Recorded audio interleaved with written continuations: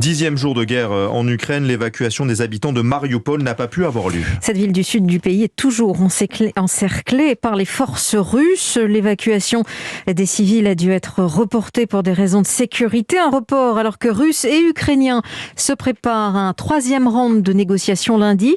Une situation inquiétante pour les habitants car ce soir, les combats et les bombardements russes ont repris à Mariupol, Thibouille. Oui, et pourtant, un cessez-le-feu avait été négocié entre les deux armées. Tous les civils devaient quitter la ville ce matin, mais en vain, Moscou accuse les Ukrainiens de vouloir profiter de la trêve pour renforcer ses défenses. Alors les Russes reprennent l'offensive sur Mariupol qui est déjà complètement dévasté après plusieurs jours de bombardements. Ce port très stratégique au bord de la mer d'Azov est donc assiégé par les troupes de Poutine. Diana, une habitante, a réussi à fuir avant-hier. Elle raconte que la ville est maintenant complètement coupée du monde. C'est très dur de garder le contact avec la ville. Les centrales électriques ont été bombardées, l'électricité a été coupée. Il n'y a qu'un opérateur qui passe à seulement quelques endroits.